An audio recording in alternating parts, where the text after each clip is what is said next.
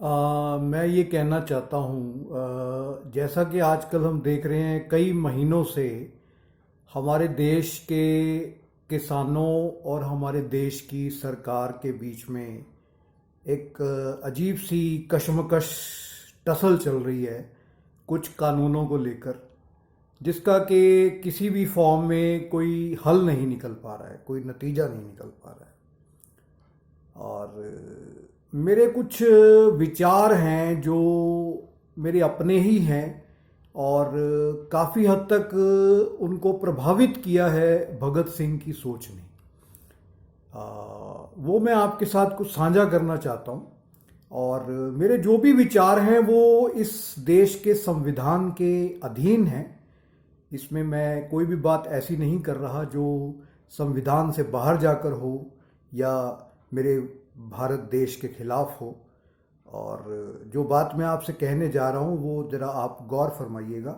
अगर आपको कोई मजाक लगे तो आप इग्नोर कर सकते हैं, और अगर आपको सीरियस लगे तो आप इसे इम्प्लीमेंट भी कर सकते हैं।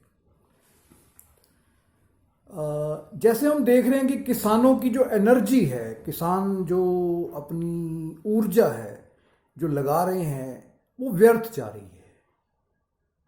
उसका कोई हल नहीं निकल पा रहा। मतलब उनका समय भी बर्बाद हो रहा है, उनका पैसा भी बर्बाद हो रहा है, और उनकी शक्ति भी बर्बाद हो रही है, उनकी एनर्जी भी बर्बाद हो रही है, और हल कुछ नहीं निकल रहा।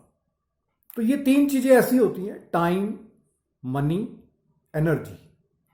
इनको सही दिशा में लगाना बहुत ज़रूरी होता है। तो मैं अपने किसान भाइयों से, पूरे हिंदुस्तान के जो किसान हैं, उनसे ये एक अर्ज करना चाहता हूँ कि हमें इसका एक बड़ा लोकतांत्रिक तरीका निकालना चाहिए। बहुत सी चीज़ें ऐसी हैं जो किसान अपने गांव में रहकर आपस में संगठन बनाकर, किसान यूनियन बनाकर, किसान कोऑपरेटिव सोसाइटीज़ बनाकर आपस में खेती बाड़ी कर सकते हैं। जैसे कोई अगर गरीब किसान है, उसके पास ट्रैक्टर के लिए पैसा नहीं है, तो वो दूसरे किसान उसके साथ शेयर कर सकते हैं। और गांव के अंदर ही काफ़ी सारा रोजगार क्रिएट किया जा सकता है, काफ़ी सारा किया जा सकता है। मसलन मैं आपको कुछ उदाहरण दूंगा। जैसे गांव के अंदर आप चक्की का आटा लगा सकते हैं, चक्की लगा सकते हैं।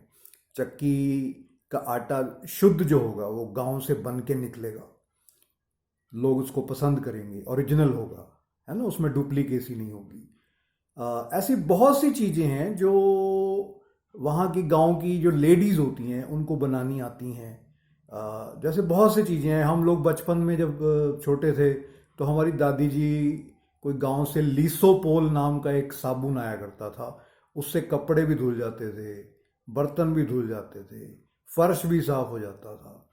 तो ऐसी बहुत कुछ और चीज़ें हैं। कुछ घरेलू चीज़ें हैं जो गांव में बन सकती हैं। बहुत तरह के अचार बन सकते हैं। जैसे गांव में लोग जानवर पालते हैं तो दूध की डायरीज वगैरह खुल सकती हैं। गांव में अच्छे मिल्क प्रोडक्ट्स हो सकते हैं और सस्ते दाम पे वो मुहैया कराए जा सकते हैं लोगों को।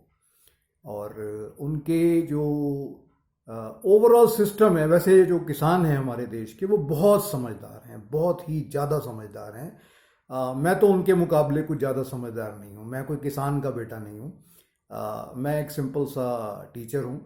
लेकिन मैं इस समस्या के साथ काफ़ी समय से जुड़ा हुआ हूँ, और इसके ऊपर मेरे कुछ विचार हैं जो मैं आपसे साझा कर रहा हूँ। मतलब आप इतने इंटेलिजेंट लोग हैं, इतने मेहनती लोग हैं। आपकी, चाहे आप कोई 5वीं पास हो, चाहे कोई 10वीं पास हो, या कुछ भी हो, या बिल्कुल भी पढ़ा लिखा ना हो, उसके अंदर भी अक्ल होती है। मेहनती इंसान के अंदर अक्ल होती है। मैंने देखा है, जो बंदा शरीर से मेहनत करता है वो दिमाग से भी अक्लमंद होता है। तो बस दिशा देने की ज़रूरत होती है उसको ना, अकल को हमें डायरेक्शन देना होता है। हमारे देश के किसान, हमारे देश के मजदूर, हमारे देश के नौजवान, उनमें ऊर्जा बहुत है, उनमें एनर्जी बहुत है। लेकिन दिक्कत ये है कि उनको डायरेक्शन नहीं सही मिल पा रहा। जिसकी वजह से फिर वो जैसे भारत देश से, अपने देश से निराश होके, नाराज होके विदेशों में चले जाते हैं, यहाँ की ज़मीनें गिरवी रख देते हैं, बेच देते हैं, चले जाते हैं। या जो लोग नहीं जा पाते, निराश होके बहुत से लोग, बहुत से बच्चे हमारी सोसाइटी के नशे में लग जाते हैं, नशा करने लग जाते हैं। तो बहुत सारी समस्याएं हैं। पास्ट में भी काफ़ी समस्याएं आई, 80s के दौर में, 90s के दौर में काफ़ी समस्याएं आई जो हैंडल नहीं हो पाई काफ़ी तरीके से। तो एनर्जी, टाइम, पैसा, इनका उचित डायरेक्शन होना चाहिए। गांव में इतनी ज़्यादा तरीके से डेवलपमेंट हो सकती है कि हम बात करते हैं स्मार्ट सिटीज़ की, हम स्मार्ट विलेजेस बना सकते हैं। ऐसे ऐसे प्यारे विलेजेस बन सकते हैं कि वो मिसाल बन सकते हैं। और वो सब किसान, हमारे देश के नौजवान, हमारे कॉलेज के लड़के लड़कियां, इवन जो कॉलेज में पढ़ने वाले डॉक्टर्स हैं, इंजीनियर्स हैं, वो सब आगे आए, सब मिलजुल के काम करें। तो गांव में क्या नहीं हो सकता। गांधी जी कहा करते थे हमारा देश गांव में बसता है। तो कहाँ है वो देश जो गांव में बसता है? तो हमारा देश वाकई गांव में बसता है, और उसको गांव में बसता है खाली कहने से नहीं होगा, बसाना पड़ेगा। तो अब वक्त आ गया है कि हमें अपने देश के बारे में सोचना चाहिए। कुछ मैं ये कहता हूं कि किसान में इतना सामर्थ्य है कि वो दूसरों को भी रोजगार दे सकता है। इतना ज़्यादा सामर्थ्य है कि वो दूसरों को भी रोजगार दे सकता है। हाँ, बस मैं दोस्तों एक बात कहना चाहूँगा कि इंसान की लालच की ना एक सीमा होनी चाहिए। जितनी ज़रूरतें हैं उतने तक ही लालच को सीमित रखा जाए और ज़रूरतों को कम रखा जाए। ये बहुत ज़रूरी है, क्योंकि जब ज़रूरतें कम होती हैं तो इंसान में दम होता है। और ये मैं कहना चाहूँगा, जब भी कभी किसी इंसान की इनकम, आमदनी ज़्यादा होने लग जाए, ज़रूरत से ज़्यादा होने लग जाए, तो वो कहीं ना कहीं आगे चल के उसको नहीं तो उसकी पीढ़ियों को या उसकी आगे की पीढ़ियों को नुकसान तो करती है, क्योंकि उनको उस पैसे की अहमियत नहीं पता होती जो कमाते हैं। तो मेरा ये कहना है कि अगर किसी भी इंसान की आमदनी, चाहे वो किसान है, इंजीनियर है, कुछ भी है, अगर वो ज़रूरत से ज़्यादा है तो उस पैसे को किसी सही दिशा में खर्च करना चाहिए, जो एक्स्ट्रा मनी है। बहुत अच्छा तरीका है। अगर मान लो कोई बहुत बड़ी संस्था है, उसके पास काफ़ी ज़्यादा पैसा, मान लो लाखों में, करोड़ों में, अरबों में इकट्ठा होता है, तो वो देश का जो मेन है फंड हमारा, प्राइम मिनिस्टर रिलीफ फंड, और भी कई फंड्स हैं, उसके अंदर भी जमा हो सकता है।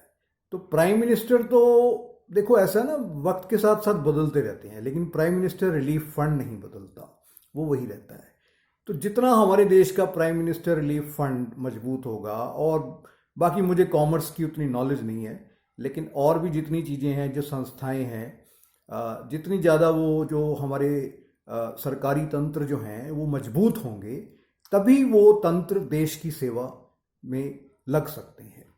तो ये सारी समस्या हमारे पूरे देश की समस्या है, इसे हमें मिलजुल कर ही सॉल्व करना है। हमें किसी भी तरह का आक्रोश नहीं दिखाना है, हमें अपनी ऊर्जा को सही दिशा में लगाना है, हमें अपनी सोच को एक नए ढंग से करना है, और उसमें पुरानी जो सही चीज़ें हैं उनका भी इस्तेमाल करना है।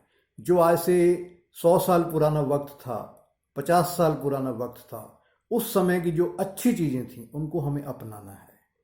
और जो आज की मॉडर्न टेक्नोलॉजी है, जो इस टाइम की जो साइंस है, उसका सही इस्तेमाल करके और पुरानी चीज़ों को भी पकड़ के हमें आगे इस तरीके से बढ़ना है कि हम एक नए युग का निर्माण कर सकें।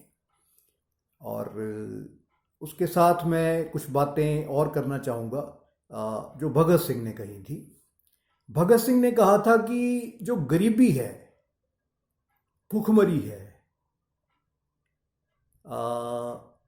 अंधविश्वास है, ये इंसान की बनाई हुई व्यवस्था का सबसे बड़ा षड्यंत्र और पाप है, जिससे बाहर वो तब तक नहीं निकल सकता जब तक इंसान का इंसान पर हुकूमत करने का शौक खत्म ना हो जाए। ये बात भगत सिंह ने कोई 90 साल पहले कही थी। तो जो इंसान का इंसान पर हुकूमत करने का जो शौक है पुराना, सदियों पुराना, जब तक ये नहीं जाएगा तब तक देश में खुशहाली नहीं आ सकती। संसार में ऐसे कई देश हैं जहाँ पे ये शौक लोगों का अब ख़त्म हो गया है। मसलन मैंने कई देशों में देखा है कि जो पॉलिटिशियंस हैं वो आम घूमते हैं सड़कों पे, पैदल ट्रैवल करते हैं, उनको कोई सिक्योरिटी की ज़रूरत नहीं होती काफ़ी। तो इसी के साथ मैं अब इसको समाप्त करना चाहूँगा। थैंक यू, जय हिंद, धन्यवाद।